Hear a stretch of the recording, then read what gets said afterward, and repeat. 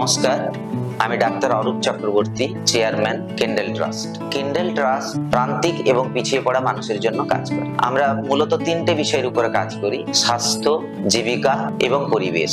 গবেষণা, প্রশিক্ষণ এবং বিভিন্ন প্রকল্পের মাধ্যমে গ্রামের মানুষ, শহরের মানুষ, স্বাস্থ্যকর্মীদের কর্মদক্ষতা বৃদ্ধির জন্য এবং সচেতনতা বৃদ্ধির জন্য কাজ করে থাকি। আসুন আমরা সবাই মিলে সম্মিলিতভাবে কেন্ডেলের সঙ্গে সহযোগিতা করি এবং উন্নয়নের পথে এগিয়ে যাই।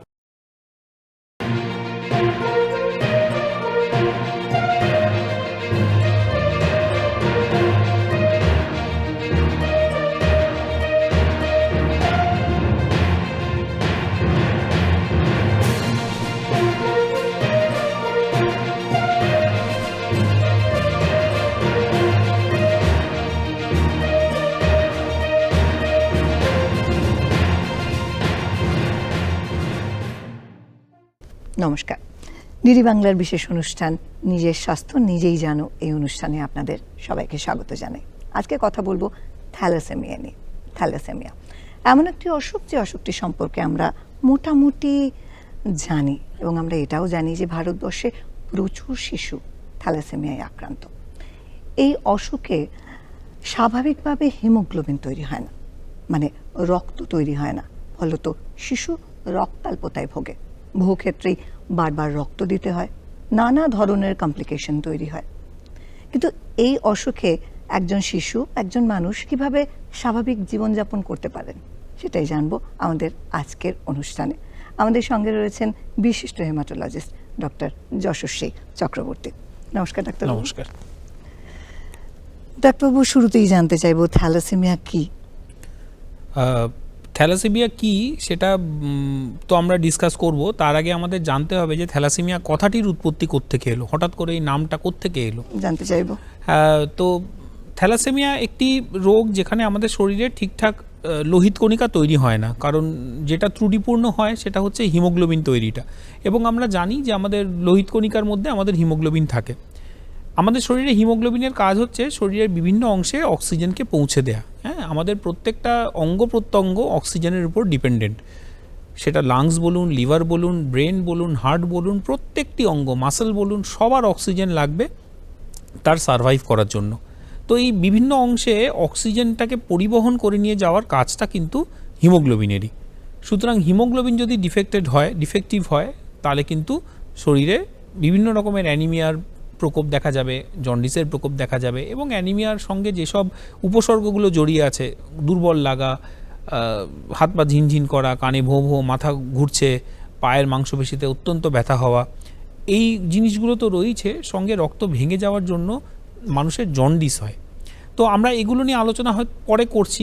আমাদের যেটা বলতে বলতে অন্য প্রসঙ্গে চলে এলাম, সেটা হচ্ছে এই উপসর্গগুলো নিয়ে একদল মানুষকে আইডেন্টিফাই করা গেল, এবং যখন তাদের আইডেন্টিফাই করা গেল তখন দেখা গেল এরা সবাই ভূমধ্যসাগরের তীর ধরে এদের সব বসবাস।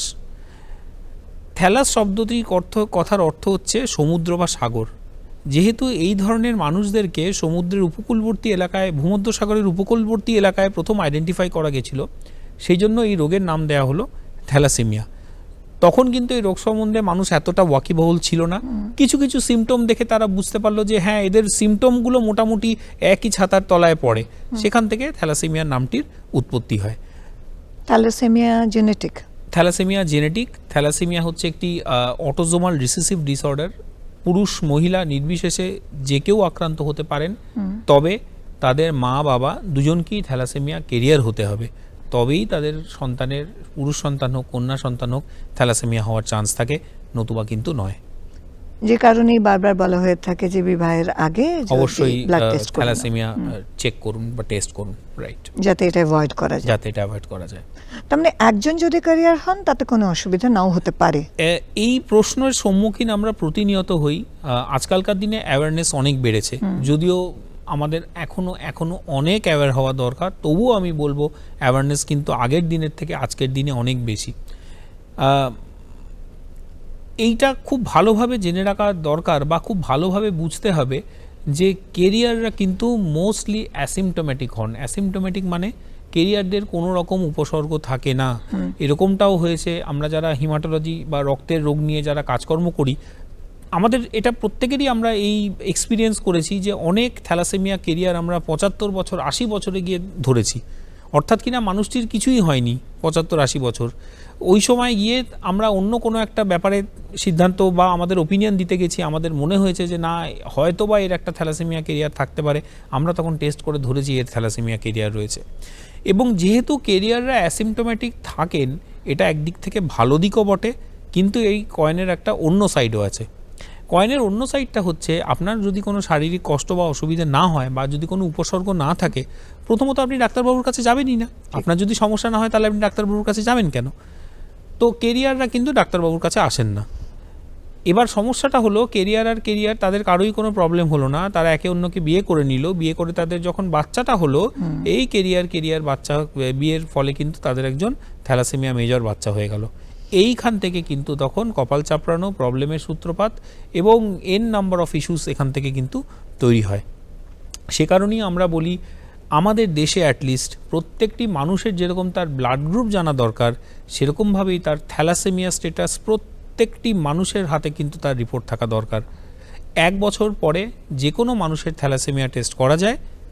আমরা বলি হায়ার সেকেন্ডারি পরীক্ষা দেওয়ার পরপর থ্যালাসেমিয়া টেস্ট করাতে, সেখানে মিস করে গেলে কলেজে ঢোকার সময়, সেখানে মিস করে গেলে চাকরিতে ঢোকার সময়, সেখানে মিস করে গেলে বিবাহের আগে, সেখানেও যদি কোনোভাবে মিস হয়ে যায়, অ্যাটলিস্ট যখন একজন মহিলা বা একজন দম্পতি প্ল্যান করছেন তারা সন্তান নেবেন, তার আগে কিন্তু দম্পতির অবশ্যই থ্যালাসেমিয়া টেস্ট করে ফেলা দরকার। এতগুলো সুযোগ কিন্তু আমাদের হাতে রয়েছে, এই সুযোগ কিন্তু হারানো যাবে না। খুব খুব গুরুত্বপূর্ণ কথা। তার মানে থ্যালাসেমিয়া টেস্টটা আসলে সবার জন্যই মাস্ট। একদমই। কি কি লক্ষণ দেখলে মনে হতে পারে যে এবার ডাক্তারবাবুর কাছে আমাদের যাওয়ার দরকার? প্রথমেই বলি যে আবারও আমি একই কথার পুনরাবৃত্তি করছি, থ্যালাসেমিয়া কেরিয়ারদের কোনো সিমটম হয় না, তারা ডাক্তারবাবুর কাছে আসেনি না। মেজর সমস্যাটা হচ্ছে গিয়ে থ্যালাসেমিয়া মেজরের ক্ষেত্রে। এবার যেটা হয় সেটা হচ্ছে, আমাদের যে হিমোগ্লোবিন জিন থাকে, এই হিমোগ্লোবিন জিনের মধ্যে আলফা এবং বিটা এই দুটি জিন থাকে। এবং থ্যালাসেমিয়া যেহেতু একটি জিনগত রোগ, সেহেতু এই জেনেটিক ত্রুটির জন্য হয় আপনার আলফা বা বিটা চেন এইটার তৈরিটা কিন্তু ক্ষতিগ্রস্ত হবে। আমাদের ইন্ডিয়ান পপুলেশনে বিটা গ্লোবিন জিনের তৈরিতেই বেশি প্রবলেম হয় বলে আমরা দেখতে পারি। অর্থাৎ কিনা আমাদের দেশে বিটা থ্যালাসেমিয়া মেজর এইটাই বেশি কমন দেন আলফা থ্যালাসেমিয়া মেজর। তা আমরা যদি বিটা থ্যালাসেমিয়া সূত্র ধরেই কথা বলি, তাহলে যেহেতু আলফা এবং বিটা এরা একে অন্যের সঙ্গে হাত ধরাধরি করে থাকে, তাহলে খুব সহজে এই জিনিসটা বোঝা যায় যে যদি আপনার বিটা চেন তৈরি না হয়, তখন কি হবে, আপনার আলফা চেনটা এক্সেস হয়ে যাবে। তখন কি হবে, সেই আলফা চেনগুলো কারোর সাথে নিজে সংঘবদ্ধ না হতে পেরে তারা ফ্রিলি ঘুরে বেড়াবে এবং তারা আমাদের যে লোহিত কণিকা তার উপরে ডিপোজিটেড হয়ে যাবে। এবার এই যে রেড ব্লাড সেল বা লোহিত কণিকা তৈরি হলো, এটা কিন্তু একটা অ্যাবনর্মাল লোহিত কণিকা, এবং আমাদের শরীর কোনো রকম অ্যাবনর্মাল তৈরি হওয়া জিনিসকে কিন্তু শরীরের মধ্যে থাকতে দেয় না, সে কিন্তু সেটাকে ডিস্ট্রয় করে ফেলবে। এবং সেই ডিস্ট্রাকশনের কাজ বোন ম্যারো থেকেই শুরু হয়ে যায়, কারণ আমাদের রক্তের উৎপত্তি কিন্তু বোন ম্যারো থেকেই হয়। বোন ম্যারো থেকে সে যদি কোনো মতে পরিত্রাণও পেয়ে যায়, সে কিন্তু বাইরে গিয়ে ডিস্ট্রয়েড হয়ে যাবে, সে কিন্তু স্প্লিনে গিয়ে ডিস্ট্রয়েড হয়ে যাবে। অতএব এর পরিণতি হচ্ছে মৃত্যু। এই যে অ্যাবনর্মাল রেড ব্লাড সেল তৈরি হলো, এ কিন্তু বেশি দিন শরীরের মধ্যে থাকবে না বা বাঁচবে না। সে যেখানেই তার পঞ্চত্ব প্রাপ্তি হোক, সে কিন্তু বেশি দিন থাকছে না শরীরে। এবার এই যে রেড ব্লাড সেল ভাঙতে শুরু করলো, তাতে যেটা হলো, 1 নম্বর কথা, রেড ব্লাড সেল আমাদের হিমোগ্লোবিন বহন করে, আমাদের হিমোগ্লোবিন তো ড্রপ করছেই, সঙ্গে সঙ্গে রেড ব্লাড সেল ভেঙে যাওয়ার জন্য শরীরে কিন্তু জন্ডিস, শরীর হলুদ হতে শুরু করলো, চোখ হলুদ হতে শুরু করলো, প্রস্রাবের রং হলুদ, পুরো শরীরের ত্বক বা চামড়ার রং দেখছি আস্তে আস্তে হলুদ হয়ে যাচ্ছে, এবং হিমোগ্লোবিন এতটা মাত্রাতে কমে গেল যে সেই বাচ্চাটিকে কিন্তু ব্লাড ট্রান্সফিউশন দেওয়ার প্রয়োজন হয়ে পড়ল। এবার থ্যালাসেমিয়ার যে পেশেন্টরা হন, তাদের ব্লাড রিকোয়ারমেন্টটা ইউজুয়ালি 6 থেকে 7 মাস নাগাদ হতে শুরু করে, কারণ তার আগে আমাদের শরীরে ফিটাল হিমোগ্লোবিন বলে এক রকমের হিমোগ্লোবিন আছে, সেটা পারসিস্ট করে বলে বিটা চেনের উপর অতটা মানুষ ডিপেন্ডেন্ট থাকে না। সেক্ষেত্রে অন্য গামা চেনের উপরে মানুষ ডিপেন্ডেন্ট থাকে, যেটাকে আমরা ফিটাল হিমোগ্লোবিন বলি। সেইটা থাকার ফলে খানিকটা প্রোটেকশান থাকে আপ টু 5 to 6 মান্থস, কিন্তু এরপরে আস্তে আস্তে গামা গ্লোবিন জিনটা কমতে শুরু করে, অর্থাৎ কিনা ফিটাল হিমোগ্লোবিনটা কমতে শুরু করে এবং it switches over to adult haemoglobin. মানে জন্মসূত্রে যে হিমোগ্লোবিন এসেছিল সেইটা দিয়ে 5 মাস মতো চালিয়ে দেওয়া যায়, কিন্তু তারপরে যখনই foetal haemoglobin gets replaced by adult haemoglobin তখন তো সেই আবার বিটা চেনের দরকার হয়ে পড়লো, সেটা ঠিকঠাক সাপ্লাই হলো না এবং পেশেন্টের যে সিমটমগুলো আমরা বললাম অ্যানিমিয়ার সিমটম, জন্ডিসের সিমটম, এগুলো হতে শুরু করলো এবং 7-8 মাস থেকে পেশেন্ট কিন্তু ট্রান্সফিউশন রিকোয়ারমেন্ট শুরু হলো। এবং এরকমটা নয় যে ট্রান্সফিউশন আপনি মাসে একবার দিলেন ঠিক রইলো বা 4-5 মাস পেরিয়ে গেল ঠিক রয়েছে, ব্যাপারটা কিন্তু এরকম নয়। এবার প্রথমে ট্রান্সফিউশন রিকোয়ারমেন্টটা কম থাকে, এবার যত আস্তে আস্তে দিন যায় ট্রান্সফিউশন রিকোয়ারমেন্ট কিন্তু বাড়তে পারে এবং এইটা বলা খুবই ডিফিকাল্ট যে ম্যাক্সিমাম কত ট্রান্সফিউশন একটি থ্যালাসেমিয়া পেশেন্টের লাগতে পারে। আমরা আমাদের রোজকারের যে থ্যালাসেমিয়া পেশেন্ট দেখি তাদের 3 থেকে 4 বার তো বটেই, কোনো কোনো ক্ষেত্রে আমরা দেখেছি 5-6 দিনও পেরোনো যাচ্ছে না, 5-6 দিনের মাথায় পেশেন্টকে ব্লাড ট্রান্সফিউশন দিয়ে দিতে হচ্ছে, নয়তো ভয়ানক রকমের অ্যানিমিয়ার সিমটম হচ্ছে। তার মানে প্রায় রেগুলার একটা অবজারভেশনের মধ্যে থাকতে হচ্ছে এবং রেগুলার প্রায় মানে এবং ট্রান্সফিউশনটা কতদিন পর পর হবে সেটা যেহেতু নির্দিষ্ট নয়, সেটা নির্দিষ্ট নয়, যে কোনো সময়ই একটা সমস্যা তৈরি হতে পারে এবং এই জীবন সত্যিই দুঃসহ জীবন। সেটাই আমার কথা বলতে বলতে যেটা মনে হলো যে সারা জীবন যদি কোনো মানুষ বহু বছর বাঁচেন, সারা জীবন তাকে এই সতর্কতার মধ্যে কম বেশি থাকতেই হচ্ছে এবং সেটা তো বেশ কঠিন, কারণ রক্ত পাওয়াটাও সেটা বেশ কঠিন ব্যাপার, রক্ত পাওয়া কঠিন ব্যাপার, বা রক্ত অ্যাভেলেবেল হলেও রক্ত যেহেতু একটা ফরেন বডি, কিছুদিন রক্ত দেওয়ার পরে শরীর সেই ফরেন বডির এগেইনস্টে অ্যান্টিবডি তৈরি করতে শুরু করে। সুতরাং বাইরে থেকে আমরা যেই রক্ত শরীরে দিতে শুরু করব সেই রক্তের এগেইনস্টে শরীর তার এগেইনস্টে রিয়াক্ট করা শুরু করবে। রক্ত দেওয়া মাত্রই সারা শরীরে চুলকুনি, জ্বর আসা, প্রচণ্ড শরীরে যন্ত্রণা হওয়া, কাঁপুনি দেয়া, এসব হতে শুরু করবে। কোনো কোনো ক্ষেত্রে বাইরে থেকে যে রক্তটা দেওয়া হচ্ছে সেই রক্তটার এগেইনস্টে যে অ্যান্টিবডি শরীরে তৈরি হয়ে যাচ্ছে সেটা ওই রক্তটাকে অ্যাটাক করে নতুন পাওয়ার রক্তগুলোকেও ভেঙে দেবে। তো প্রথম দিকে যতটা ইনক্রিমেন্ট হয় হিমোগ্লোবিনের, পরবর্তীকালে কিন্তু রক্ত দেওয়া সত্ত্বেও অতটা ইনক্রিমেন্ট আর পাওয়া যায় না এবং সেই কারণেই রক্ত দেওয়ার মাত্রা বা ফ্রিকোয়েন্সিটাও কিন্তু বাড়তে যায়। মানে যত রক্ত দেওয়া হচ্ছে তার সঙ্গে আরো নানা ধরনের কমপ্লিকেশন এবং বিভিন্ন একটার পর একটা, এবং শুধু তো রক্ত দেওয়া নয়, রক্ত দেওয়া বলতে খুব সহজ লাগে, রক্ত দেওয়া মানে সেই রক্তটাকে প্রথম কথা জোগাড় করা, গ্রুপ ম্যাচ করে সেই রক্ত জোগাড় করা। রেড ব্লাড সেল দেওয়া মানে আমাদের তার গ্রুপ ম্যাচ করে রক্ত দিতে হবে। যারা রেয়ার ব্লাড গ্রুপের পেশেন্ট হন তাদের জন্য সেই রক্ত জোগাড় করা অত্যন্ত কঠিন ব্যাপার। তার মধ্যে বারবার সেই রক্ত দেওয়ার জন্য হাতে চ্যানেল করে বা ইন্ট্রাভেনাস ক্যানুলা করতে হয়, করতে একসময় ভেনগুলোও ক্ষতিগ্রস্ত হয়ে যায়, নষ্ট হয়ে যায়। তখন তার ভেন খুঁজে সেই ভেনে চ্যানেল খুঁজে চ্যানেল করা, সেটা একটা কষ্টকর ব্যাপার। রক্ত দেওয়ার সাথে সাথে হেপাটাইটিস, HIV এই জিনিসগুলোও ঢোকার চান্স অত্যন্ত বেড়ে যায়। রক্ত দিলে শরীরে অনেক problem, transfusion associated circulatory overload, অর্থাৎ কিনা আমার শরীরে যে পাম্পিং সিস্টেম, হার্টের যে পাম্পিং সিস্টেম, সেই পাম্পিং সিস্টেম অনেক সময় ফেল করে যায়। কারণ রক্ত দেওয়া মানে আমি আমার শরীরে খানিকটা জল চাপিয়ে দিচ্ছি, আর আমার হার্টটা হচ্ছে আমার ঘরের পাম্পের মতো। এরকমটা হলো যে পাম্পটা এক সময় পাম্প করতে তার পাম্প করার কাজটা ক্ষতিগ্রস্ত হয়ে গেল, বন্ধ হয়ে গেল। তো এই সমস্যাগুলো, তারপরে ট্র্যালি বলে এক রকমের জিনিস হয় যেখানে আমাদের রক্ত দেওয়ার সাথে সাথে লাংসের সমস্যা হতে শুরু করে। তো এই সমস্যাগুলো তো রয়েইছে। ডাক্তারবাবু, থ্যালাসেমিয়া কি কোনো পার্মানেন্ট চিকিৎসা আছে? পার্মানেন্ট চিকিৎসা রয়েছে। এই বিষয়ে আমাদের একটা জিনিস মাথায় রাখতে হবে, থ্যালাসেমিয়া একটি জিন ঘটিত রোগ। থ্যালাসেমিয়াকে খুব অল্প বয়সে আইডেন্টিফাই করে তার যদি বোন ম্যারো ট্রান্সপ্লান্ট করে ফেলা যায় তাহলে কিন্তু থ্যালাসেমিয়া রোগের সম্পূর্ণ চিকিৎসা বা সম্পূর্ণ নিরাময় সম্ভব। এবার এইটা আমাদের বুঝতে হবে, বোন ম্যারো ট্রান্সপ্লান্টের জন্য আমাদের একজন ডোনারের প্রয়োজন। তো আমরা অ্যালোজেনিক ট্রান্সপ্লান্ট বলি। আমাদের ম্যাচড সিবলিং, মানে আমাদের ম্যাচ হওয়া ভাই বোনের কাছ থেকে যদি আমরা স্টেম সেল নিয়ে থাকি সেটাকে ম্যাচ সিবলিং ডোনার বলে।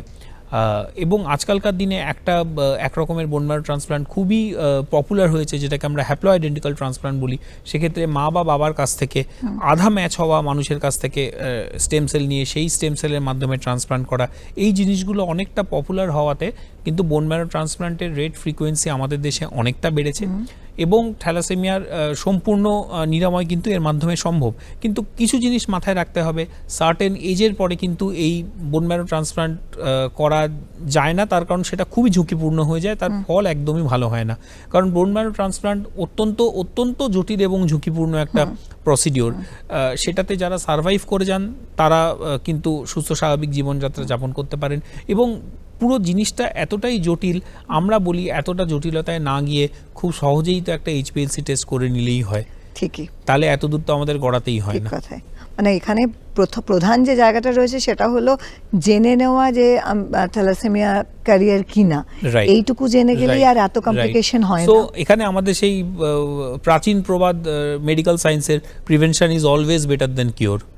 If you can prevent it, why to go for a cure? Prevent it. একদমই তাই, মানে ওই prevention is better than cure, এটা ভেবে নেওয়াটাই এই ক্ষেত্রে সব থেকে ভালো। ক্যারিয়ারের হিমোগ্লোবিন কোনো পার্টিকুলার লেভেল আছে যেটা মেনটেন করার প্রয়োজন? আমরা যেটা বলে থাকি সেটা হচ্ছে গিয়ে হিমোফিলিয়া পেশেন্ট, এই থ্যালাসেমিয়া পেশেন্টদের যারা থ্যালাসেমিয়া কেরিয়ার হন, আমরা তাদের এইটুকু বলি যে এই মানুষটার হিমোগ্লোবিন লেভেল এই বয়সের এবং এই জেন্ডারের অন্য মানুষের থেকে একটু কম থাকবে, আচ্ছা, কিন্তু that is not going to disrupt his or her life. হয়তোবা একজন 30 বছরের পুরুষ মানুষের, নর্মাল পুরুষ মানুষের আমাদের দেশের 13 কাছাকাছি হিমোগ্লোবিন থাকার কথা, সেটা হয়তো একজন থ্যালাসেমিয়া কেরিয়ার পুরুষ মানুষ 30 বছরের 11.5 11 এই লেভেলের থাকছে, but that is not going to hamper his life. কোনো ক্ষেত্রে আমরা থ্যালাসেমিয়া কেরিয়ারের ক্ষেত্রে সম্পূর্ণ নর্মাল হিমোগ্লোবিনও দেখেছি, এই নয় তার হিমোগ্লোবিন কমবে। দুটো জায়গা আছে যেখানে আমরা দেখি থ্যালাসেমিয়া কেরিয়ারের হিমোগ্লোবিন হঠাৎ করে একটু ড্রপ হচ্ছে। এক, জ্বর আসা, ইনফেকশন হওয়া, এইগুলোতে থ্যালাসেমিয়া কেরিয়ার পেশেন্টদের কিন্তু হিমোগ্লোবিন ড্রপ করে। 2 নম্বর, ডিউরিং প্রেগনেন্সি। ডিউরিং প্রেগনেন্সি প্রত্যেক মহিলারই হিমোগ্লোবিন কিন্তু কম বেশি ড্রপ করে। এবার যে কালে থ্যালাসেমিয়া কেরিয়ারের মহিলাদের হিমোগ্লোবিন অলরেডি একটু কম রইল, সেটা কিন্তু প্রেগনেন্সিতে আর একটু ড্রপ করে গেল।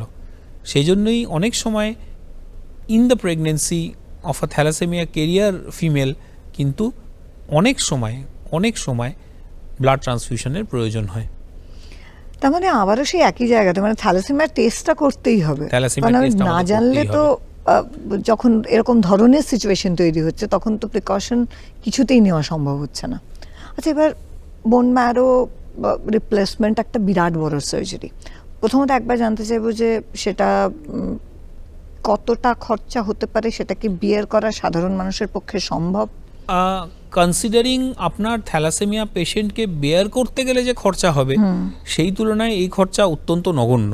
কারণ this is a one time procedure. আপনি যদি একজন থ্যালাসেমিয়া পেশেন্টকে থ্রু আউট লাইফ টেনে নিয়ে যেতে চান, তার multiple hospital admission, arrangement of blood transfusion, facing the consequences of blood transfusion, এত কিছু যদি একসাথে নেন, তাহলে কিন্তু তার থেকে অনেক সহজ বা সুলভ হচ্ছে বোন ম্যারো ট্রান্সপ্লান্ট করিয়ে নেওয়া, which is the one time procedure. সরকারি তরফে বোন ম্যারো ট্রান্সপ্লান্ট হয়, থ্যালাসেমিয়া পেশেন্টদেরও বোন ম্যারো ট্রান্সপ্লান্ট হয় এবং সেটা নিখরচাতেই হয়। এবং আমি যদি খরচার প্রসঙ্গেও আসি, আবারও এই একই কথা বলবো যে খরচা কিন্তু থ্যালাসেমিয়া পেশেন্টকে বেয়ার করে নিয়ে যাওয়ার চেয়ে খরচা কিন্তু অনেকটাই কম। ম্যাক্সিমাম কত বয়স পর্যন্ত bone marrow transplantation possible? Bone marrow ট্রান্সপ্লান্টেশনের কোনো অ্যাকচুয়ালি এজ কাট অফ নেই। যে কাট অফগুলো রয়েছে সেটা হচ্ছে পেশেন্টের শারীরিক কন্ডিশনের উপর ডিপেন্ড করে। তার মধ্যে খুব ইম্পর্টেন্ট একটা ক্রাইটেরিয়া হচ্ছে তার লিভারের কন্ডিশন, তার লিভারের ফাইব্রোসিস, এবং আরেকটি খুব ইম্পর্টেন্ট জিনিস হচ্ছে তার শরীরে লোহার মাত্রা বেড়ে গেছে কি বেড়ে যায়নি। থ্যালাসেমিয়ার একটা কমপ্লিকেশন তো হিমোগ্লোবিন কমে যাওয়া, জন্ডিস বটেই, আরেকটা বড় কমপ্লিকেশন হচ্ছে শরীরে এক্সেস আয়রন ডিপোজিশন হওয়া। আমরা সবাই জানি যে আমাদের হিমোগ্লোবিন তৈরির জন্য আয়রন লাগে, এবং কম বেশি আমাদের সবার ছোটোবেলাতেই আমাদের মা বাবারা আমাদেরকে আয়রনের টনিক, আয়রনের সিরাপ, এইটা খেলে আয়রন বাড়বে, ওইটা খেলে আয়রন বাড়বে, এরকম করে গেছেন। কিন্তু সবসময় সর্বমত্যন্ত গরিতাম, কোনো কিছুই বেশি ভালো নয়। সেই জন্য থ্যালাসেমিয়া পেশেন্টদের এই যে প্রতিনিয়ত রক্তটা ভাঙছে, এখান থেকে কিন্তু রেড ব্লাড সেল থেকে কিন্তু আয়রন রিলিজ হচ্ছে, এবং আমাদের শরীরে খুব আশ্চর্যজনকভাবে there is no effective mechanism to excrete the iron out. আপনার শরীরে যে ভেঙে যে আয়রনটা জমা হলো, সেটা কিন্তু জমাই হতে থাকলো, এবং দুর্ভাগ্যজনকভাবে এই আয়রন কিন্তু শরীরের কতগুলো ভাইটাল অর্গানে জমা হতে শুরু করে। তার মধ্যে 1 নম্বরে রয়েছে লিভার এবং 2 নম্বরে রয়েছে হার্ট। এবং বুঝতেই পারছেন এই অঙ্গগুলো আমাদের অঙ্গ প্রত্যঙ্গগুলো আমাদের শরীরের জন্য কতটা ভাইটাল। এবং এক্সেস আয়রন জমা হওয়ার ফলে একটা টাইম পরে কিন্তু আমাদের যকৃৎ বা লিভার এবং আমাদের হৃৎপিণ্ড তারা কিন্তু কর্মক্ষমতা তাদের কিন্তু নষ্ট হয়ে যায়। সুতরাং আমাদের আয়রন শরীরে ঠিকঠাক মাত্রায় মেনটেন করতে পেরেছি কিনা এবং আমাদের লিভারের কন্ডিশন, এই জিনিসগুলোকে খুব বেশি মাত্রায় ধর্তব্যের মধ্যে ধরা হয় before planning a transplant in a certain patient. তো বয়সটা ইম্পর্টেন্ট ফ্যাক্টর নয়, এইগুলো বেশি ইম্পর্টেন্ট ফ্যাক্টর। এবার স্বাভাবিকভাবে এখানে একটা 2 2 4 অঙ্ক আমরা করে ফেলতে পারি, যত দিন পেরিয়ে যাবে যত বেশি তত আমরা পেশেন্টকে complicated হবে। ট্রান্সফিউজ করব তত তার লিভারের কন্ডিশন খারাপ হবে, তত তার শরীরে বেশি বেশি আয়রন জমা হবে। So as early as possible go for the bone marrow transplant. বেশি দেরি হয়ে গেলে কিন্তু করে কোনো লাভ নেই, আউটকাম ইজ নট গুড। বুঝতে পেরেছি। এই আগে যত শিশুদের মধ্যে থ্যালাসেমিয়া দেখা যেত সেই মাত্রাটা কি একটু কমেছে? ডেফিনেটলি কমেছে। এখানে কয়েকটা জিনিস আমাদের একটু বুঝে নেওয়া দরকার। অনেক আমরা যদিও বা এই জিনিসটা সবাইকে কাউন্সেলিং করি, আপনারা বিয়ে করেছেন, এবার you are planning for a child, for a kid, এবার থ্যালাসেমিয়া টেস্টটা করে ফেলুন। তখন কারো যদি সত্যি সত্যি দুর্ভাগ্য থাকে তাহলে কিন্তু তার হাজব্যান্ড এবং ওয়াইফ দুজনেই থ্যালাসেমিয়া ক্যারিয়ার নিয়ে ডিটেক্টেড হতে পারেন। অথবা একজন কাপল তারা ঠিক করেছেন তারা বিবাহতে যাবেনি, তারা বিবাহ বন্ধনে আবদ্ধ হবেনি, অথচ দেখা গেল তাদের দুজনের থ্যালাসেমিয়া ক্যারিয়ার হয়ে গেল। তাহলে সেক্ষেত্রে কি ডিসিশন আমরা নিতে পারি? ছেলে এবং মেয়ে তারা বিয়ে করবেই, অথবা তাদের বিয়ে হয়ে গেছে, এবার তারা সন্তান নিতে চলেছে, দুজনেরই ক্যারিয়ার হয়ে গেল। এবার তাদেরকে আমরা কিভাবে জিনিসটাকে নিয়ে বোঝাবো? তখন এই জিনিসটা আমরা বোঝাই, ছেলে এবং মেয়ে দুজনেই যদি ক্যারিয়ার হয়, প্রত্যেকটি প্রেগনেন্সিতে শতকরা 25% চান্স রয়েছে তাদের বাচ্চার থ্যালাসেমিয়া মেজর হওয়ার। 75% চান্স কিন্তু নেই থ্যালাসেমিয়া মেজর হওয়ার। আচ্ছা, এইটা প্রথম কথা। এবং this percentage, this statistics is applicable in every pregnancy. প্রত্যেকবার যতবার সেই মহিলা প্রেগনেন্ট হবেন ততবারই কিন্তু এই হিসেবটা প্রযোজ্য। 25% চান্স থাকবে বাচ্চাটির থ্যালাসেমিয়া মেজর হওয়ার। এবার ডাক্তারবাবু আমি বুঝবো কি করে, কি করলে, কি প্রিকশন নিলে আমার বাচ্চা থ্যালাসেমিয়া মেজর হবে না? সেরকম কোনো প্রিকশন বা সেরকম কোনো ওষুধ কিন্তু সত্যি সত্যিই নেই। আমরা যেটা করতে পারি সেটা আমরা প্রথম কথা এই জিনিসটা বোঝাতে পারি যে এরকম থ্যালাসেমিয়া মেজর হওয়ার চান্স 25%। এখান থেকে কি কি রাস্তা নেওয়া যায়? সেই দম্পতি সন্তান নিলেনই না, এটা একটা অপশান হতে পারে। 2 নম্বর, তারা অ্যাডপশনে গেলেন। 3 নম্বর কি করা যায়? তারা ন্যাচারাল ওয়েতে যদি প্রেগনেন্সি নিতে চান তখন তাদের বলা হয় কোরিওনিক ভিলাস স্যাম্পলিং বলে এক রকমের টেস্ট হয়, যেটা একজন মহিলা প্রেগনেন্ট হওয়ার 11 থেকে 13 সপ্তাহের মধ্যে এই টেস্ট করা হয়। সেই স্যাম্পল কালেক্ট করে তার জেনেটিক টেস্ট করে আমরা কিন্তু বলে দিতে পারি গর্ভস্থ সন্তান বা গর্ভস্থ যে সে বাচ্চাটি রয়েছে সে থ্যালাসেমিয়া মেজর, সে নর্মাল নাকি সে thalassaemia carrier. And depending on that we counsel the couple, এবং তখন তারা যে সিদ্ধান্ত নেন তারা তখন সেই সিদ্ধান্ত কিন্তু নিয়ে আমাদের এগিয়ে যেতে হয়। তারা বলতেই পারেন ডাক্তারবাবু আমরা এই সন্তানকে রাখতে চাই না, আপনি যেরকম বলেছেন আমাদের থ্যালাসেমিয়া নিয়ে আমরা এই করতে চাই না, we can go for a termination of pregnancy. কোনো ক্ষেত্রে আমরা এরকমও বলতে শুনেছি দম্পতিকে, ডাক্তারবাবু যা হয়েছে তো ভগবানের দান, আমরা নষ্ট করতে চাই না, আমরা এগিয়ে যেতে চাই। তো অবভিয়াসলি তখন আমাদের সেটাও শুনে চলতে হয়, কারণ টার্মিনেশন অফ প্রেগনেন্সির যে রুল আছে সেই রুল অনুযায়ী we being doctors, we cannot take the decision of termination of pregnancy. Number 1, in case of thalassemia কথা বলছি। Number 2, even the husband cannot take the decision of termination of pregnancy. এই decision কিন্তু একমাত্র মাই নিতে পারেন, যে তিনি টার্মিনেট করতে চান কি চান না, অন্য কারো ডিসিশন এখানে কিন্তু গ্রাহ্য হবে না। তো এই জিনিসগুলো করে আমরা অ্যাটলিস্ট আজকে যে জায়গাতে পৌঁছচ্ছি, এবং এই কোরিওনিক ভিলাস স্যাম্পলিং এবং তার জেনেটিক টেস্টিং একসময় কিন্তু আমাদের পশ্চিমবাংলায় হতোই না। এখন যে শুধু হচ্ছে তাই নয়, এটা সরকারি তরফে হচ্ছে, বিনামূল্যে হচ্ছে এবং ব্যাপক হারে হচ্ছে। সুতরাং অবশ্যই আজকের দিনে থ্যালাসেমিয়ার প্রকোপ অনেক কম, অনেকটাই কম, কিন্তু তবুও আমি বলবো আমাদের অ্যাওয়ারনেস কিন্তু এখনও অনেক ছড়াতে হবে। ইনফ্যাক্ট 8ই মে ওয়ার্ল্ড থ্যালাসেমিয়া ডে হিসেবে পালন করা হয়। এই ওয়ার্ল্ড থ্যালাসেমিয়া ডেতে আমরা সমস্ত মানুষকে বলি শুধুমাত্র টেস্ট তো আছেই, টেস্ট তো করবেনই, এবং যেটা খুব ইম্পর্টেন্ট জিনিস সেটা হচ্ছে যারা সত্যি সত্যি থ্যালাসেমিয়া নিয়ে জন্মগ্রহণ করেছেন বা থ্যালাসেমিয়ার পেশেন্ট, তাদেরকে তো ফেলে দেওয়ার কোনো প্রশ্ন নেই। As a society, as a doctor, আমরা তো তাদেরকে অবহেলা করতে পারি না। তাদের জন্য যেটা দরকার সেটা হচ্ছে প্রচুর পরিমাণে রক্ত। আমরা বলি নিয়মিতভাবে ব্লাড ডোনেট করুন ব্লাড ব্যাংকে গিয়ে, কারণ রক্ত কোনো কারখানায় কোনো দোকানে রক্ত তৈরি হয় না, এই টেকনোলজি আজ অবধিও আবিষ্কার হয়নি। এখানে একটা প্রশ্ন করে ফেলি, মানে জানলেও ভুলে যাই আমরা বারবার, যে কতদিন পর পর একজন মানুষ রক্ত দিতে পারে? কতদিন পর পর একজন মানুষ মানে রক্ত কত মাস? দিতে পারেন, এটা মোটামুটি আমরা বলি একজন মানুষ যার বয়স 18 বছর বয়সের বেশি এবং 50 কেজি ওজনের বেশি যার ওজন, তিনি মোটামুটি রক্ত দিতে পারেন। এবার ম্যাক্সিমাম কোন এজ অবধি রক্ত দেওয়া যায় এইটার সেই অর্থে কোনো কাট অফ নেই। সেই মানুষটির রেগুলারের জীবনযাত্রা কেমন, তার কোমরবিডিটিস কি, তিনি কতটা সক্ষম, এই সব জিনিস বিচার করে তার শরীর থেকে রক্ত নেওয়া হয়। বাট ইউজুয়ালি অ্যাবাভ 60 আমরা অ্যাভয়েড করি ব্লাড নেওয়া। কত দিন অন্তর অন্তর? Usually we can donate blood at least twice a year. Okay, বছরে দুবার তো আমরা ব্লাড দিতেই পারি।